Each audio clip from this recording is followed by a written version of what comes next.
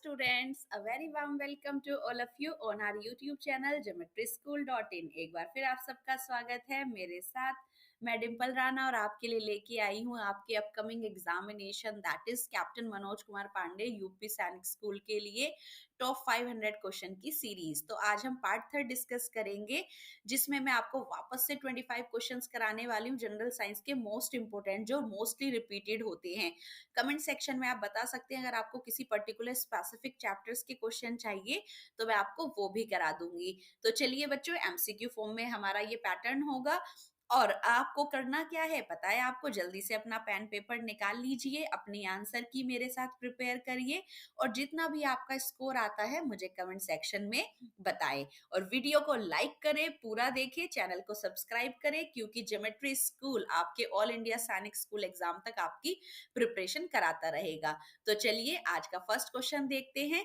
सभी बच्चे अपने पेपर पर क्या करेंगे, अपनी सीरीज तैयार करेंगे, अपने करेक्ट आंसर की यहाँ मेंशन करेंगे और जो भी आपका इनकरेक्ट आता है उसका करेक्ट ऑप्शन आप यहाँ सामने मेंशन करेंगे। लास्ट में आप मुझे पूरी वीडियो देखने के बाद 25 में से आज आपका स्कोर कितना आया है ये बताएंगे। तो चलिए पहला क्वेश्चन देखते हैं। In a human body, which muscles are the most active and exercised over 1 lakh times a day? कौन सी हमारी पूरी बॉडी की एक्टिव मसल्स हैं जो कंटिन्यूअसली आपको पता भी एक्सरसाइज करती हैं, एक्टिव रहती हैं and they are joints, eye muscles, brain या नोज? तो सबसे ज्यादा तेजी से हमारी आंखों की ब्लिंकिंग चलती होती है तो हमारी eye muscles all the time active रहती है। तो B is the correct answer. I hope इसका आंसर आपको पता होगा। Which part of the body is affected in the disease encephalitis? बच्चों ये क्वेश्चन बहुत इंपॉर्टेंट है, आरआईएमसी में भी आया हुआ है। कौन सा बॉडी पार्ट है जो अफेक्ट होता है एनसेफेलाइटिस में? तो बेसिकली यहाँ पर जो सिफिल वर्ड आ रहा है वो हमारे किसके लिए है? सेरिब्रल आपने सुना होगा, किसका पार्ट है? ब्रेन का। तो इसी तरीके से जो आपके ब्रेन में टेम्परल लॉब्स होते हैं वो ये पर्टिकुलर हमारे ब्रेन को अफेक्ट करता है और ब्रेन के भी कौन से पार्ट को? टेम्पल लॉब्स को। इस वाली डिजीज में जो हमारे ब्रेन पार्ट्स हैं वो स्वॉलन हो जाते हैं, उनमें सूजन आ जाती है, चाहे ये ओल्ड एज को अफेक्ट करे या ये यंग एज को भी अफेक्ट कर सकता है। तो इसी की वजह से अटैक्स टाइप होने लगते हैं। तो इस डिजीज में जो हमारा बॉडी का पार्ट है वो है ब्रेन। तो यहाँ पर जो आपका अफेक्ट होता है इसमें वो है आपका ब्रेन। तो C is the correct answer. Study of sound is, जो साउंड यहाँ प्रोड्यूस होती हैं like sounds are the mechanical waves basically. तो जो स्टडी है कि कोई भी साउंड कैसे प्रोड्यूस होती है, क्या उसका एम्पलीट्यूड होता है, किस तरीके से उसकी ऑसिलेटरी वेव्स जो है यहाँ पर लॉन्गिट्यूडनली मूव करती हैं, तो इस सब की जो स्टडी है वो क्या कहलाती है? क्रोनोलॉजी, एंथ्रोपोलॉजी, एक्विस्टल, मेट्रोलॉजी। तो एक्विस्टिक क्या होती है? Basically is the science of study of sound. तो यहाँ पर एक्विस्टिक्स भी उसको बोलते हैं। अगर आपको एग्जाम में यहाँ पर एक्विस्टिक्स दिखाई दे तो it is the study of sound. और इस तरह का क्वेश्चन आरआईएमसी ने काफी दिया है तो रिपीट होने के चांस लगते हैं कि यूपी सैनिक में भी ऐसा कोई क्वेश्चन जरूर बनेगा। स्टडीज को लेके जीके में क्वेश्चन आजकल काफी देखे जा रहे हैं। तो C is the correct answer. The science of art of flight, किसी भी फ्लाइट को जो लाइक उसकी डिजाइनिंग है, उसकी आर्ट है, किस तरीके से डिजाइन किया जाना चाहिए, विंग्स को कैसे हम इसमें बॉडी जो यहाँ पर फ्लाइट्स की बनाए वो कैसे फिशेज लाइक यहाँ बनाए, बर्ड्स लाइक होलो बोन्स लाइक स्ट्रक्चर होती है जो फ्लाई करने में हेल्प करती है। तो जो स्टडी है, साइंस है जो आर्ट ऑफ फ्लाइट का, वो क्या कहलाता है? एरोनॉटिक्स, इकोलॉजी, हाइड्रोलॉजी या एंथ्रोपोलॉजी? तो यहाँ पर एयर से वर्ड बना है, एरोबिक आप जानते हैं, तो एयर में उड़ेंगी आपकी फ्लाइट्स। तो इस स्टडी को हम क्या बोलते हैं? एरोनॉटिक्स। अगर आपको आइडिया भी नहीं है तो आप इस तरीके से इसको यहाँ पर निकाल सकते हैं ऑप्शन को। इकोलॉजी भी एक बहुत अच्छा क्वेश्चन है, आ जाता है एग्जाम में कि जो हमारे लिविंग ऑर्गेनिज्म का किसके साथ, हमारे एबायोटिक कंपोनेंट जैसे कि हमारे फिजिकल फैक्टर होते हैं, लैंड, वाटर, सॉइल, तो पूरे बायोस्फीयर का जो आपस में एक इंटर रिलेशनशिप होता है between the living and non living, उसकी स्टडी को पूरा क्या कहा जाता है? इकोलॉजी। और इकोलॉजी के अंदर ही हम पढ़ते हैं इकोसिस्टम अपना। तो ये क्वेश्चन भी पूछा जा रहा है कई बारी कि जो इंटर रिलेशनशिप होता है between the living with the non living, जो भी लिविंग है वो क्या है आपके, प्लांट हैं, एनिमल्स हैं, माइक्रोब्स है, और नॉन लिविंग कंपोनेंट जिन्हें आप एबायोटिक कंपोनेंट भी बोलते हैं। तो एबायोटिक कंपोनेंट में आपके लैंड आ गया है, वाटर आ गया, सॉइल है, टेम्परेचर है। तो इनका इन सब से जो इंटर रिलेशनशिप होता है वो स्टडी आपकी इकोलॉजी कहलाती है। और ये पूरा मिलकर क्या बनाता है, इन नॉन लिविंग और लिविंग पूरा इकोसिस्टम रेडी करता है, जहां पर एक दूसरे के बैलेंस के साथ सरवाइव करते हैं। तो ये क्वेश्चन भी पूछ लिया जाता है। तो 20 का करेक्ट आंसर आपका ए है, science of art of life. चलिए आगे बढ़ते हैं। किडनीज आर द, किडनी हमारी बॉडी में बीन शेप दो पेयर होता है यहाँ पर किडनी का, जो क्या एब्डोमिनल कैविटी में प्रेजेंट होती है। तो ये किसका पार्ट है, एक्सक्रीटरी, सर्कुलेटरी, डाइजेस्टिव, या नन ऑफ दीज। तो बेसिकली आपका जो किडनी है उसका फंक्शन भी आ जाता है। तो इसका फंक्शन क्या है, फिल्ट्रेशन ऑफ ब्लड, ये हमारे ब्लड को फिल्टर करती है, और साथ ही इसकी नेफ्रेन यूनिट उसमें से वेस्ट यूरिया को कलेक्ट करके यूरिन बनाती है। तो क्या कहे, वो यूरिन फिर हमारी बॉडी से रिलीज हो जाता है। तो किडनी किसका पार्ट हुई, एक्सक्रीशन का, क्योंकि एक्सक्रीशन क्या है, उत्सर्जन। बेसिकली जितना भी बॉडी में वेस्ट होता है उसका इजेक्ट आउट होना या बाहर आना क्या कहलाता है, आपका एक्सक्रीशन। तो एक्सक्रीशन किसका पार्ट हुआ, तो किडनी किसका पार्ट हुई, एक्सक्रीटरी सिस्टम का, जिसमें आपको पता है पेयर ऑफ किडनीज होती हैं। किडनी से आपकी यूरिनरी डक्ट्स होती हैं, यूरेथ्रा होता है, और इसी तरीके से यूरेथ्रा से यहाँ पर यूरिन फ्लो कर जाता है। तो किडनी का काम है ब्लड को फिल्टर करना और यूरिन का फॉर्मेशन करना। तो ये हमारी बॉडी की एक्सक्रीटरी सिस्टम का पार्ट है। तो A is the correct answer. Circulatory system में आपका हार्ट जो ट्रांसपोर्ट करता है ब्लड को, और क्या आती हैं, ब्लड वेसल्स आती हैं, और इसमें क्या ब्लड होता है।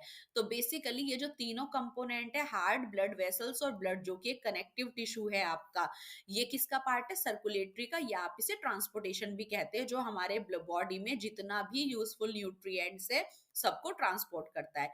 डाइजेस्टिव सिस्टम क्या है बच्चों, अगर इसमें से कोई भी क्वेश्चन आ गया, जो भी हम फूड खाते हैं, तो जो कितना भी फूड होता है, कॉम्प्लेक्स फूड जो कि इनसोल्यूबल फॉर्म में होता है, उसको कन्वर्ट करना किसमें, सिंपल सोल्यूबल फॉर्म में। तो ये क्या करता है, कॉम्प्लेक्स फूड को सिंपल सोल्यूबल फॉर्म में कन्वर्ट करता है, जिसको हम डाइजेस्टिव सिस्टम कहते हैं, जिसका पार्ट होता है हमारा एलिमेंट्री कैनाल, जो माउथ से स्टार्ट होके एनस तक जाता है। साथ ही इसमें होती हैं कुछ हमारी एसेसरी ग्लैंड्स, जो वर्क करती हैं साथ में मिलके अपने सीक्रीशन देने का। तो ये हमारी बॉडी के मेन सिस्टम है। तो इसका करेक्ट आंसर क्या हो गया, excretory system. Dash act as a thermoregulatory temperature control centre of the body, very very important question, आप इसको बिल्कुल हाईलाइट कर ले। हमारी बॉडी का वो कौन सा सेंटर है, मींस ब्रेन की तो बात हो रही है, बट ब्रेन का भी कौन सा सेंटर है जो बेसिकली हमारा थर्मोरेगुलेटरी है, मींस हमारी बॉडी के, जैसे हम टेरेस्ट्रियल एनिमल्स हैं, तो हमारी बॉडी के टेम्परेचर को रेगुलेट रखता है, कंट्रोल रखता है, ब्रेन का वो कौन सा पार्ट है, थैलेमस, हाइपोथैलेमस, पिट्यूटरी ग्लैंड की पोल्स। तो इसका जो करेक्ट आंसर है वो है हमारा हाइपोथैलेमस। पिट्यूटरी के ऊपर ही प्रेजेंट होता है ये हाइपोथैलेमस, जो बहुत सारे ग्लैंड्स को भी एक्टिव करता है, और यहीं से हमारी बॉडी का टेम्परेचर रेगुलेट होता है। तो B is the correct answer. बच्चों अगर आप तैयारी करना चाहते हैं, नेक्स्ट सेशन मींस 2024 से जो बैच स्टार्ट होगा, तो उसके लिए आप हमारा हॉस्टल बैच ज्वाइन कर सकते हैं। बहुत अच्छा परफॉर्मेंस रहा है हमारे हॉस्टल के बच्चों का इस बार आरएमएस में भी, क्योंकि अभी आरएमएस का ही एग्जाम हुआ है। बहुत अच्छे से तैयारी की बच्चों ने, कंप्लीट मॉक टेस्ट को बहुत अच्छे से दिया, और यहाँ पर उसी की सफलता को देखते हुए हम यहाँ इंटरव्यू बैच के बाद अपना नेक्स्ट बैच स्टार्ट कर रहे हैं 1 मार्च 2024 से, जिसके लिए एनरोलमेंट स्टार्ट हो गए हैं।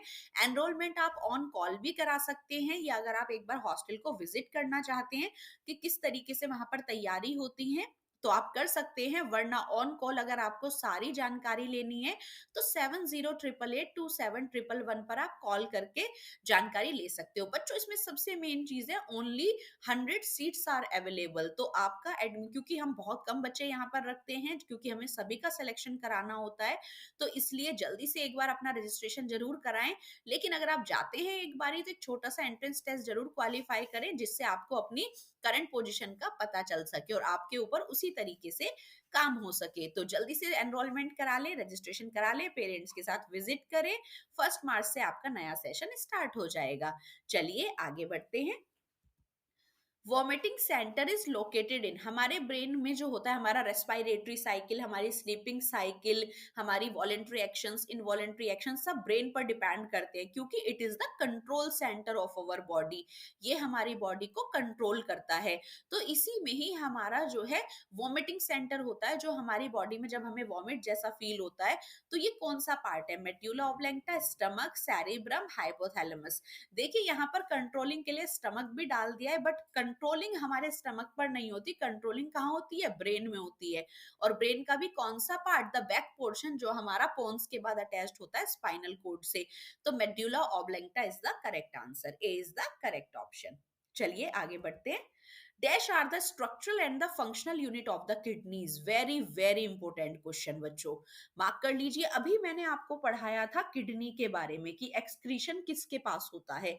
बेसिकली किडनी क्या है, किडनी एक कंप्लीट स्ट्रक्चर है, बट अगर आप इसकी इंटरनल स्टडी करें तो यहाँ पर इसके अंदर, क्योंकि कोई भी लिविंग ऑर्गेनिज्म है वो किसका बना हुआ है, सेल्स का बना हुआ है। तो हर लिविंग ऑर्गेनिज्म का कोई भी जो ऑर्गन है उसके अंदर सेल्स है, जो कि उसका प्राइमरी है, स्ट्रक्चरल यूनिट है।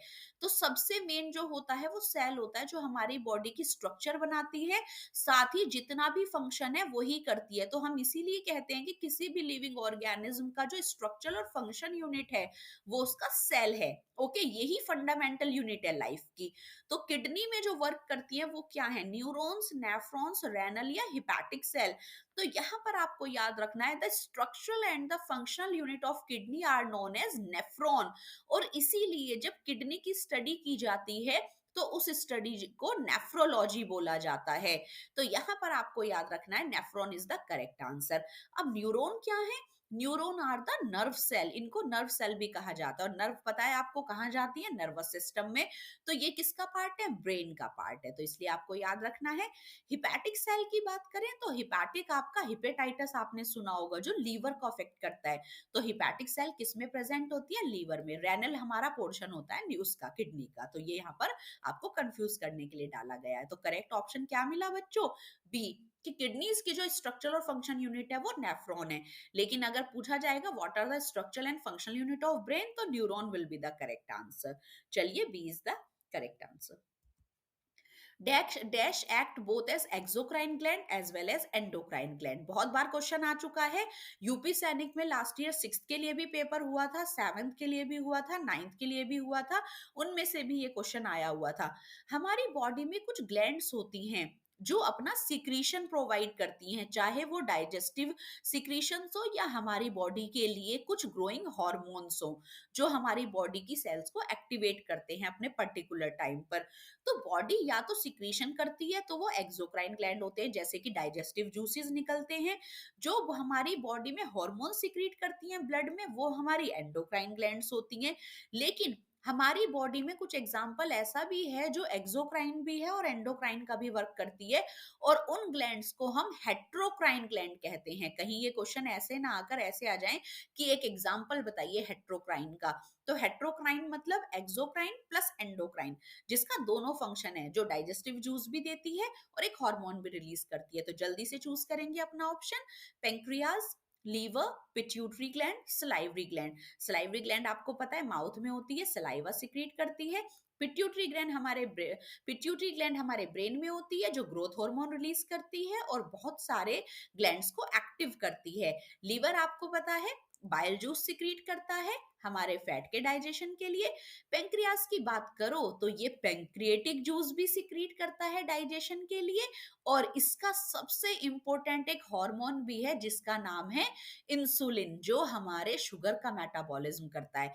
तो आप देख रहे हैं ये जूस भी निकालता है एक, जिसमें एंजाइम्स होते हैं डाइजेशन के लिए, और पेंक्रियास इंसुलिन हार्मोन भी सिक्रीट करता है। तो हमारी हेट्रोक्राइन या एक्सोक्राइन एंडोक्राइन ग्लैंड का एग्जाम्पल कौन सा हुआ, एग्जाम ऑप्शन ए पेंक्रियाज। बच्चों अगर आप हॉस्टल में नहीं रहना चाहते, घर रह के तैयारी करना चाहते हैं, तो ज्योमेट्री स्कूल ऑनलाइन मोड से भी प्रिपरेशन कराता है, जिसके लिए आपको करना होगा हमारी वेबसाइट को विजिट, दैट इज www.geometryschool.in। आप जब गूगल पर ये यूआरएल यहाँ पर डालेंगे तो आपको हमारा होम पेज मिलेगा, जिसमें आप देख सकते हैं रजिस्ट्रेशन करने के बाद पहले रजिस्टर करें with your email, with your mobile number and your name, और आपको हमारे सारे कोर्सेज के थंबनेल दिख जाएंगे जिसमें पूरा स्टडी किट है यूपी सैनिक के लिए, आरएमएस के लिए, ऑल इंडिया सैनिक के लिए एंड आरआईएमसी के लिए, 6 दोनों के लिए अवेलेबल है।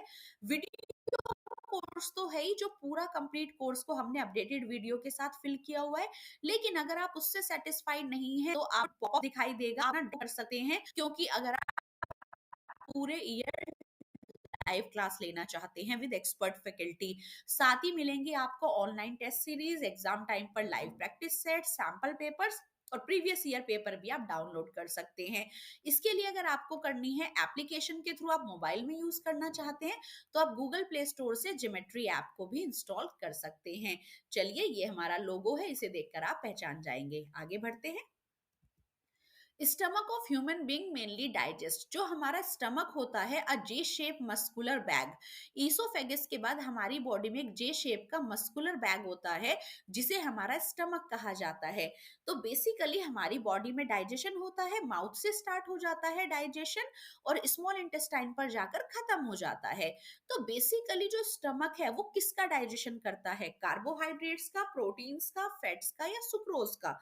तो जल्दी से आप बताएंगे। तो बेसिकली हमारा जो स्टमक की, हम देखो कार्बोहाइड्रेट, सुक्रोज आपको पता है, सुक्रोज एक खुद एक कार्बोहाइड्रेट है, तो दो ऑप्शन तो ऐसे ही एलिमिनेट हो गए। ओके, प्रोटीन और फैट्स की बात करते हैं, मैंने भी बताया लीवर से स्टार्ट होता है और स्मॉल इंटेस्टाइन में होता है। लेकिन हमारी बॉडी में जो हमारा स्टमक है वही एक एसिडिक मीडियम है जिसमें HCl है, और जो आपके एंजाइम्स को, जो कि एक मेन एंजाइम है पेप्सिनोजन, उसे पेप्सिन में कन्वर्ट कर सकता है। और पेप्सिन की जरूरत क्यों है? पेप्सिन की जरूरत है प्रोटीन के डाइजेशन के लिए। तो यहाँ पर करेक्ट आंसर क्या हो जाता है, आप ऐसे याद रखेंगे, pepsin enzyme require for protein, तो P&P। तो यहाँ पर एसिडिक मीडियम हमारे स्टमक में ही होता है जो आपके इस इनएक्टिव एंजाइम को एक्टिव बना देता है और आपके प्रोटीन का डाइजेशन हो जाता है। तो सबसे पहले प्रोटीन का डाइजेशन स्टार्ट होता है स्टमक में, उसके बाद पेप्टाइड्स बनकर वो स्मॉल इंटेस्टाइन में भी डाइजेस्ट होता है। तो B is the correct answer. Dash produces fibrinogen and prothrombin used for clotting of blood. बच्चों आपने सुना होगा जब मलेरिया, हमें डेंगू होता है तो हमारे प्लेटलेट्स का काउंट डाउन हो जाता है और हम बड़ा डर जाते हैं कि प्लेटलेट्स कम हो गई तो क्या होगा, तो ब्लड क्लॉटिंग नहीं होगी। तो ब्लड प्लेटलेट है, उसके कुछ प्रोटीन हमारी बॉडी में चाहिए, जैसे कि फिब्रोनोजन जो आगे चल के फिब्रिन बनता है, और प्रोथ्रोम्बिन जो बनता है थ्रोम्बिन। इनके बिना ब्लड क्लॉटिंग पॉसिबल नहीं है। तो ये जो फिब्रिन और थ्रोम्बिन है, ये दोनों यहाँ पर जो हम बात कर रहे हैं, ये कहाँ बनते हैं? पेंक्रियाज में, लीवर में, गॉल ब्लैडर में या गैस्ट्रिक ग्लैंड में? तो what will be the correct answer? जल्दी से चूज करिए, अपने आंसर की में मेंशन करिए। तो इसका जो करेक्ट आंसर है वो है लीवर। क्योंकि बच्चों लीवर क्या है? लीवर हमारी बॉडी की एक लार्जेस्ट ग्लैंड है। लीवर पर आपके सबसे ज्यादा क्वेश्चन आते हैं। लीवर हमारी बॉडी का लार्जेस्ट ग्लैंड है जिसका बहुत सारे फंक्शन है। ये कोई हार्मोन नहीं प्रोड्यूस करता, उसके अलावा बहुत कुछ करता है। हमारी बॉडी को डिटॉक्सिफाई करता है, ठीक है, जो हम एंटीबायोटिक ड्रग लेते हैं उनको रिमूव करता है डिटॉक्सिफाई करके बॉडी को। साथ ही ये आपका बाइल जूस सिक्रीट करता है। इसी तरह जो फीटस होते हैं, मदर के वॉम में जो बेबीज होते हैं यूट्रस में, उनकी जो आरबीसीज हैं, फीटल आरबीसीज, वो भी वहीं बनती हैं। साथ ही ये कुछ प्रोटीन्स बनाता है, जैसे आपने देखा अभी प्रोथ्रोम्बिन एंड थ्रोम्बिन। तो liver is the correct answer. The deficiency of vitamin D causes, जब आपकी बॉडी में विटामिन डी की कमी हो जाती है तो आपको इनमें से कौन सी डिजीज होती है? और बच्चों डेफिशिएंसी डिजीजेस तो बिल्कुल अच्छे से रट के जानी है, क्योंकि इनका विटामिन का केमिकल नेम और डेफिशिएंसी डिजीज 100% आता है एक क्वेश्चन, और कोई भी एग्जाम ऐसा अब तक नहीं गया है जो यहाँ से क्वेश्चन ना आता हो। तो अगर विटामिन डी की कमी हो जाती है तो आपको रेटिनॉल, स्कर्वी, रिकेट्स या बेरी बेरी, तो क्या हो जाता है? Basically rickets. बच्चों में जो है उनकी बोन्स थोड़ा सा टिल्ट हो जाती हैं, कैल्शियम की कमी हो जाती है। रेटिनॉल मैंने आपको प्रीवियस वीडियो में भी कराया था, विटामिन ए का केमिकल नेम है। स्कर्वी आपको होती है जब आपकी बॉडी में विटामिन सी की कमी हो जाती है। बेरी बेरी आपको जब होता है जब विटामिन बी की कमी हो जाती है। तो इसका करेक्ट आंसर है C. Malaria caused by, very important question, malaria आपको पता है एक फीवर है जो किसकी वजह से होता है, प्लाज्मोडियम, कोराइनोबैक्टीरियम डिप्थीरिये, रैबिडोवायरस या नन ऑफ दीज। तो इसके लिए एक प्रोटोजोआ रेस्पॉन्सिबल है। अगर आपने मेरी वीडियोस को पहले देखा होगा तो ये क्वेश्चन आपको बहुत बार मिल गया होगा, और उस प्रोटोजोन का नाम है प्लाज्मोडियम जो हमें मलेरिया फीवर कोज करता है। A is the correct answer. What is the name of the disease in man arising out of the vitamin B1 deficiency? ये आपको मिल गया है, अभी मैंने आपको बताया था विटामिन बी के ना कॉम्प्लेक्सेस होते हैं, B1, B2, B3, B5, B7, B12। तो ये कॉम्प्लेक्सेस हैं, तो इसमें B1 जो है वो कंसिडर होता है एज विटामिन बी। तो बी की डेफिशिएंसी से मैंने अभी आपको डिजीज बताई बेरी बेरी, क्योंकि और तो आप देख रहे हैं नहीं होगी इसमें से, तो 2 is the correct answer. Which of the following disease is caused by the deficiency of vitamin B12? अगर vitamin B12 कॉम्प्लेक्स की आपकी बॉडी में कमी होती है तो आपको एनीमिया, बेरी बेरी तो अब होगा नहीं, आपको पता चल गया, पेलेग्रा, और ये B3 की वजह से होता है, जेरोप्थेल्मिया ए की वजह से होता है। तो एनीमिया होता है बेसिकली ब्लड की कमी, तो ब्लड की कमी या जो आप ब्लड लॉस बोलते हैं वो आपका ऑप्शन ए है, जो B12 की कमी की वजह से होता है। तो A is the correct answer.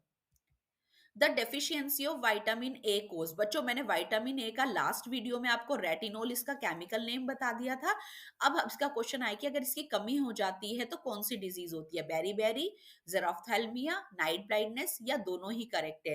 तो नाइट ब्लाइंडनेस तो हर बच्चे को पता है कि रात के समय पे थोड़ा कम दिखाई देता है, तो रतौंधी इसको कहते हैं। लेकिन जेरोफ्थेल्मिया भी आई डिजीज है जिसमें आपकी आईज बिल्कुल ड्राई हो जाती है, इची हो जाती है, तो ये भी आई से रिलेटेड ही है, तो इसलिए डी इसका करेक्ट आंसर होगा।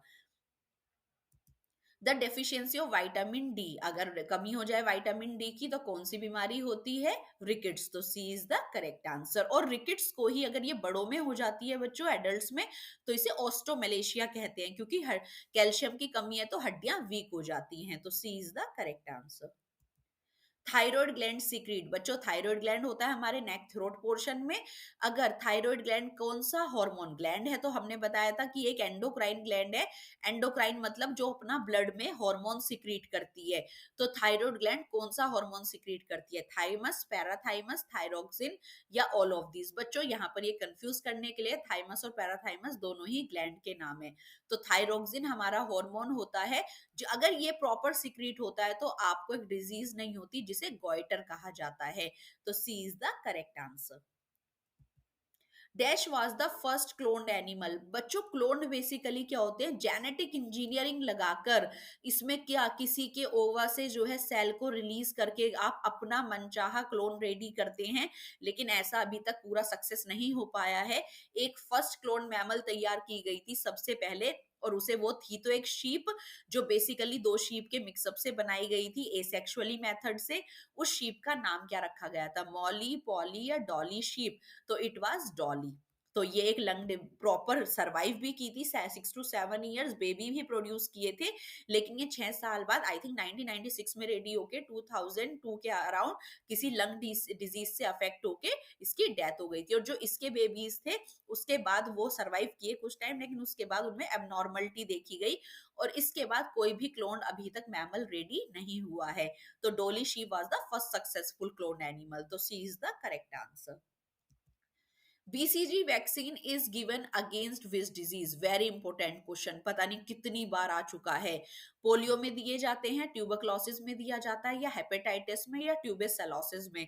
तो बीसीजी का वैक्सीन जो होता है बैसिले कैलिमिटी यूनिनी से कहा जाता है, जो बेबी बर्थ होने के विद इन 24 आवर्स में लगाया जाता है। और ये वैक्सीन आपको किस में हेल्प करता है, ट्यूबरक्लोसिस, जिसे आप टीबी भी कहते हैं, माइक्रोबैक्टीरियम ट्यूबरक्लोसिस से ये होता है। तो टीबी टीबी जो डिजीज होती है, जो एक रेस्पिरेटरी डिजीज है जिसमें कोल्ड कफ जम जाता है लंग्स में, तो ये किससे प्रोटेक्ट करता है आपको, टीबी से, जिसे ट्यूबरक्लोसिस कहा जाता है। B is the correct answer. Cholera is caused by, cholera एक स्मॉल इंटेस्टाइनल डिजीज है जिसमें आपको लूज मोशंस हो जाते हैं। कोई भी कंटामिनेटेड पोल्यूटेड खाना आप खा लेते हैं या पानी पी लेते हैं तो ये आपको एक बैक्टीरिया अफेक्ट कर देता है जिसका नाम है विब्रियो कॉलरे। तो ये कौन से बैक्टीरिया से होता है, it occur due to a bacteria that is vibrio cholerae. तो D is the correct answer. A reaction in which more active metal displaces the less reactive metal. आपका कोई भी एक हाईली रिएक्टिव मेटल है और जब आप एक्वस सॉल्यूशन में इनका रिएक्शन कराते हैं तो ये लेस रिएक्टिव मेटल को डिस्प्लेस करके अपना सॉल्यूशन रेडी कर लेता है। तो इसे रिएक्शन को डिस्प्लेसमेंट रिएक्शन कहा जाता है। जैसा कि नेम से ही पता चल रहा है, डिस्प्लेस, उसको उसके प्लेस से हटा देना। तो C is the correct answer. Which one of the following is an acute infection of small intestine caused by a bacterium? अगर आपने अभी मेरा पुराना क्वेश्चन अच्छे से सुना हो और आप एलिमिनेशन भी कर सकते हैं। टीबी भी मैंने अभी आपको बताया ये स्मॉल इंटेस्टाइन का नहीं है, लंग्स का है। पोलियो की बात करें तो पोलियो आपके जो है नर्वस सिस्टम को अफेक्ट करके आपकी बॉडी को पैरालाइज्ड कर देता है। नाइट ब्लाइंडनेस आपने देखा विटामिन ए की डेफिशिएंसी से होता है। तो बचा क्या? कॉलरा। कॉलरा में अभी मैंने साफ साफ बताया था ये स्मॉल इंटेस्टाइन को अफेक्ट करता है, जिसमें आप पॉल्यूटेड वाटर पी लेते हैं और ये बैक्टीरिया से होता है जिसका नाम है विब्रियो कॉलरे। तो ऑप्शन 1 इसका बिल्कुल करेक्ट है।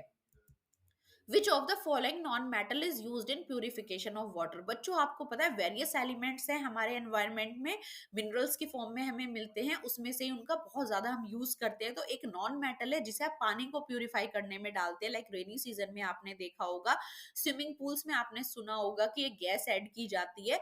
तो वो कौन सा है? ऑक्सीजन, लेड, क्लोरीन या ब्रोमीन? तो बेसिकली क्लोरीन की टैबलेट्स आपने सुनी होगी, या क्लोरीन गैस फॉर्म में डाला जाता है स्विमिंग पूल्स में। तो क्लोरीन का इस्तेमाल किया जाता है वाटर प्यूरिफिकेशन में। So student, these were your today's 25 question. I hope you like the video. Video अच्छा लगा हो तो चैनल को सब्सक्राइब करें, वीडियो को लाइक करें, ज्यादा से ज्यादा फ्रेंड्स के साथ शेयर करें और ऐप को आज ही डाउनलोड कर लीजिए। Thanks for watching. मिलती हूँ नेक्स्ट वीडियो के नेक्स्ट पार्ट के साथ। Bye all of you.